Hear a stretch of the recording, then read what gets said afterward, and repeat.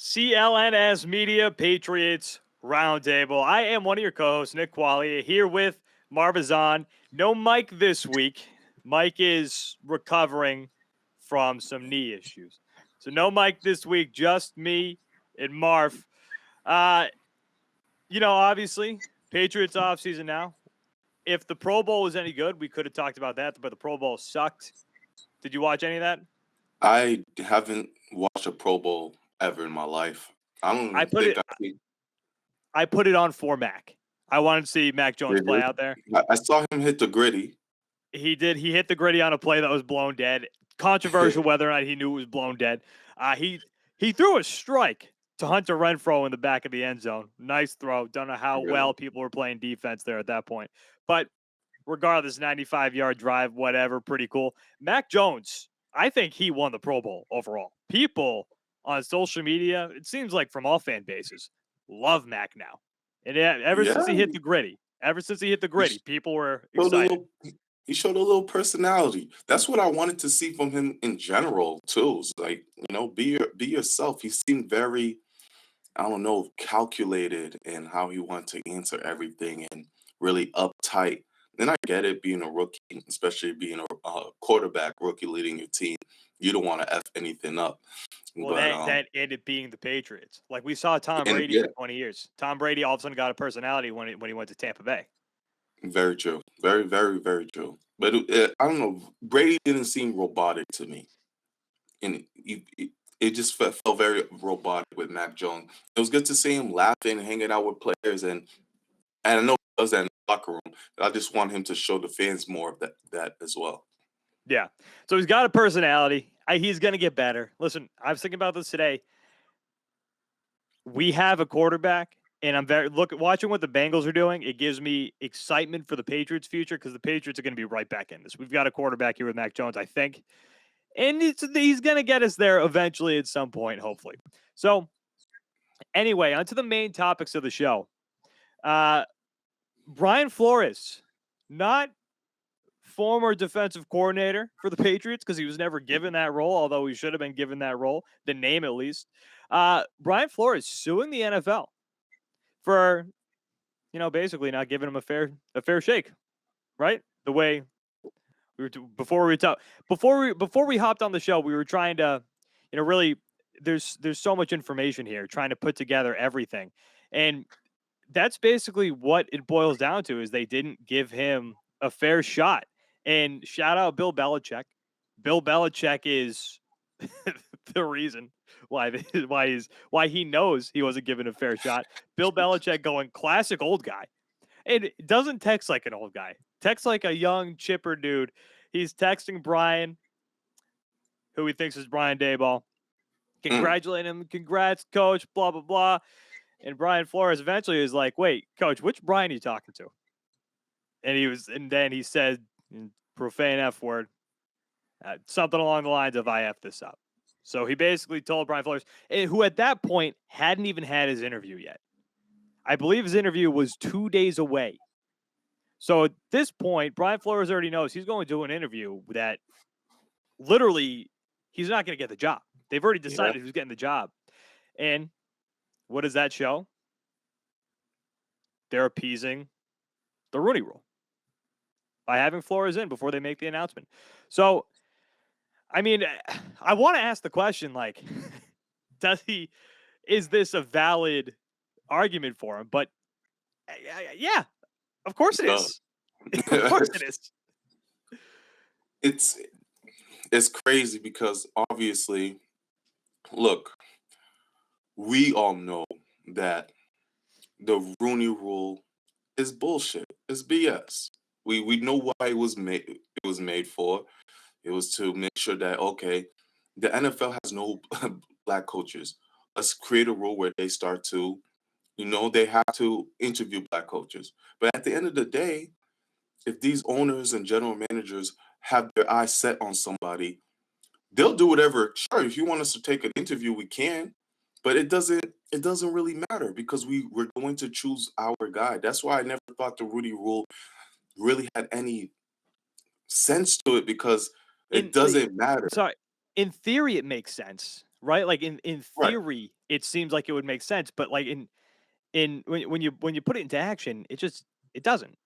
There's obvious, as we could see, there's obvious ways to just appease the rule and not really have any intention of hiring Brian Flores, who, by the way, after he was fired from Miami, should have been the number one head coach I prospect thought out there. so. The fact We that he all doesn't thought have that was going to happen. the fact that he wasn't just swooped up like that is bananas. And then and in the lawsuit, he brings up how when he was you know when he was trying to become a head coach prior to Miami, going to the Denver's vacant slot. I don't know if you saw this, you read this part of the lawsuit, Nick. When he was going to the Denver interview, John Elway and all the managers came in late. He could tell that they were out late. They were out the night before drinking. They didn't really care, and it's like, how could you do that when he said they already knew, you know, what candidate they had, and so they blew off Brian Flores pretty much in that interview, knowing that they weren't going to hire him anyways. Obviously, the Broncos have come out and denied those type of accusations, and everyone's been denying these accusations to the best of their abilities. But it just shows that these are the struggles that black coaches have been going through for a long time, and it's always been known. But once you get caught, like that Bill Belichick text says it all. He's got Bill Belichick has intel on whether someone has a job or not, and that's just one person. Bill Belichick knows that means there was probably several head coaches or GMs that know about what was going on. And Bill Belichick was congratulating one of his guys, saying, "Hey man, I heard you got a job. Do you want it?" Blah, blah, blah. There's so much that goes behind the scenes, and now it's getting shed to light. And you know what Brian Flores is doing is huge. It's commendable because if you think about it, Nick, it's going to be really hard for him to get a job with this hanging over him. He's risking his career by And doing he this. knows and he knew that going in. He knows that if I'm gonna put this lawsuit in, there's a chance I might not coach anymore at the highest level. And it's really unfortunate, but what he's doing is he's gonna be breaking the walls for many to come after him, and I'm inspired by it. The NFL messed this up too, by the way they responded. Like they Oh, responded within it seemed like within minutes of this happening. Like what and there was deflection. yeah, there was no reason for them to respond that quickly. Like if you're gonna look into it, you didn't look into it within that span of time. Look into it. Actually do and that's the problem with with the NFL and most of these leagues is when they do, I mean, hell, we basically just saw it with this new information about Deflategate. Can't believe we're talking about that in 2022. But the NFL conducts their own investigations and then goes, "Hey, look at that. We're not wrong." Like the way they came out so quickly, it didn't make any sense for them on that standpoint. And just the Rooney Rule again, like it in theory that makes sense. It makes sense in theory. The rule makes sense, but there's so many ways, as we see here, to just get around it and to just ignore it. Brian Dable was their guy, and they were bringing in Brian Flores just to appease the Rooney Rule. Brian Flores, though, my main question here, or not my main question, but a question here for you here is, do you think Brian Flores gets another job? Because personally, I think he showed that he's such a good head coach that if another job opens up, especially a job with a team that's defensive minded, do you think he gets another job? Because like personally, I would love to see Brian Flores get another head coaching job, obviously. But if he wants to come back to the Patriots and be defensive coordinator, maybe potential future head coach after Bill hangs it up, Josh McDaniels is gone. Bring him in. Yeah, I'm struggling with this, Nick. I'm really struggling with this because you know they say that NFL is a brotherhood, right? Yep. But you know where the real brotherhood is? It's within the owners. Oh And yes, those absolutely. that's where the brotherhood is. So look, you attack one of ours, mm, most likely not going to bring you in because if, for example, the owner, I don't know his name, the owner for the Giants, but he's probably close with a lot of the other owners in the NFL, and he, you know, they're good. They all talk, they all chat, and right now Brian Flores seems like the enemy. He's the guy who's attacking him. He's the one who's attacking the NFL for this lawsuit. And when you see situations like this, you just get blackballed, and they don't even look your way anymore due to the fact that there's this cloud hanging over you. I And you're think right. Brian Flores, It's John Mara. John Mara, who's one of John the Mara, guys, one of the old guys. and he's it's tough. Like if you were to do something like this with a Robert Kraft or Jerry Jones, like guys with real status in the NFL, it's really, really hard for me to see Brian Flores getting a job. I think he deserves one. I know he's still up in the running for one more job, I believe. Is it the Bears that don't have a coach yet? No, the I Bears believe, hired somebody. I think the final job that I think he was up for was Houston, which obviously was just and filled by that Lovie Smith. that was just filled by Lovie Smith today. And look, Lovie Smith's a great guy, but I think Brian Flores should have beat out Lovie Smith for that head coaching job. Brian Flores should have a job. He should be. Brian Flores should still be in Miami. He shouldn't have been Yeah, fired. yeah, the firing was crazy in itself. The firing was ridiculous in itself, and then for him to have to go through all of this is, man, it's gonna be ugly. It's gonna start to get ugly. And you brought up the NFL and how they were just on the defense to start off, right? Right away they had Immediately. their statements, and it's like if you were the NFL, be smart about this. Acknowledge what's going on. No one's saying you have to admit, but acknowledge, hey, we understand that there's one active NFL coach, one active black NFL coach at the moment when the league is made up of 70% of African American. We acknowledge that and we have to do better. However, we don't believe that da da da da da. But acknowledge what's going on. You have these helmets that say stop hate and end racism and we're all together. All these messages that your PR team does. But when the lawsuit comes at you, now your hands are up and you're acting like there's nothing to see here. Well, and you Come brought on, up man. the ownerhood, the ownerhood. You brought up the brotherhood between the ownership. And I mean, just like look at how they protect Dan Snyder. That guy, Look, if you really have morals, NFL, if the NFL owners actually had a set of balls and a set of morals, you would say, hey, sell this team, get out of here, Dan Snyder. That guy's a scumbag. We know he's a scumbag at this point. And you really don't, unless I missed something, you don't hear other NFL owners say anything about it. You don't hear other NFL owners condemn him. You don't. And like sometimes it appears like they really don't care. It seems like they care. I mean, it's obvious they care about the public image more than anything else. I said they could. At the end of the day, it's all about the cheddar, man. It's all it's As long about. as as long as the money's moving, they don't see anything else. No, no, you're right. And I mean, Brian Flores, and this is obviously, like you said, it's going to be developing. There's going to be a lot more here. It's this clearly isn't over, but I'm interested to see where this goes. I'm interested to see if this is going to actually produce any sort of change, because it feels like a points that we're spinning our tires here, you Right. know. And I want to see if this, like, shout out to Brian Flores. He's got the balls to stand up to the NFL. And Yeah. like we've said, he is risking the potential chance that he's not going to get another head coaching job when he is well deserved of another head coaching job. He didn't get fired for lack of performance. He got fired for disagreements within the organization.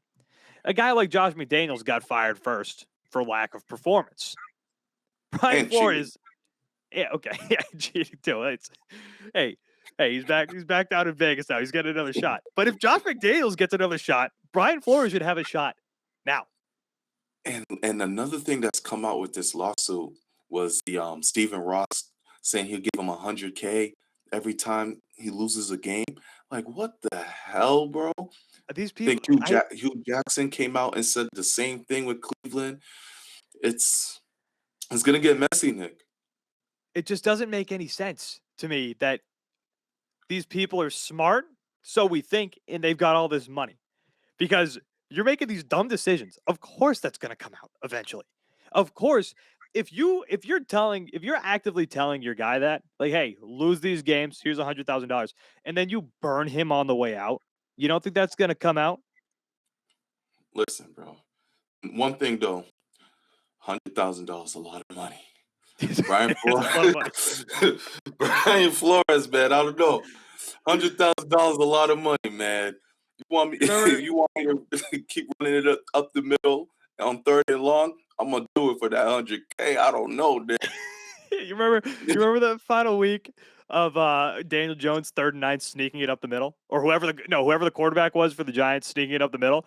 I saw tweets after that with that video like, hey, if somebody's offering me $100,000 to lose, I'm running this every play. 100,000, that adds up. 100K Oh every yeah, time you lose. Oh my God. that's a commission. You're getting paid a base salary, and then you're getting commission. Woo, that's a lot of money, man. That's a ton of money. But this is going to develop, and I'm sure we're going to talk about this a lot more as we get into the offseason. And I am interested as hell to see where this thing goes. Yeah, so I'm gonna hit you in an audible because we didn't talk about this. But Nick, there's a vacant coaching spot with the Okay. Patriots right now. Offensive coordinator. The other night, I was just scrolling on Twitter and I almost threw up when I saw this name pop up. I know And exactly who who you're I'm going to gonna say. talk about. Yeah. Adam freaking Gase. And then it just wouldn't stop. His name keeps popping up. And Nick, I tell you, I've never boycotted the Patriots. But boy, oh boy, I'll be pretty damn close if Adam Gase is offensive coordinator. Look, I'll be honest with you. I'm not very well versed on his offensive coordinator career, okay? But It's there are these guys who get these head coaching jobs, and it just turns out they're not cut out for the head coaching gig, right? Todd Bowles, for example. Todd Bowles, he's up with the Jets. Granted, the Jets stink no matter who you put there, but Todd Bowles is up there with the Jets. He gets fired, goes down to Tampa Bay, and he's got that Tampa Bay defense humming. He's the only reason why I've talked myself into a little bit Adam Gase being the offensive coordinator. The only reason. But what else do you do? Your guy left. He had Peyton Manning. Like, Yeah. why is he still riding that Yeah, that's coattail? true. That's true. Yeah, Peyton Manning, bro. Like, yeah, sure they had a crazy offensive year, but you had Peyton Manning. Hey, you had a doughy, slow quarterback. It's the same thing you got here. Mac Jones said this weekend he's trying to cut back on the ice cream. Oh, He's boy. got a doughy, slow quarterback here in New England. Maybe you can work with him. And Peyton had a ragdoll arm by the end of that thing. I'm not saying Mac has a ragdoll arm, but it's not that strong. I think Bill O'Brien back in a heartbeat.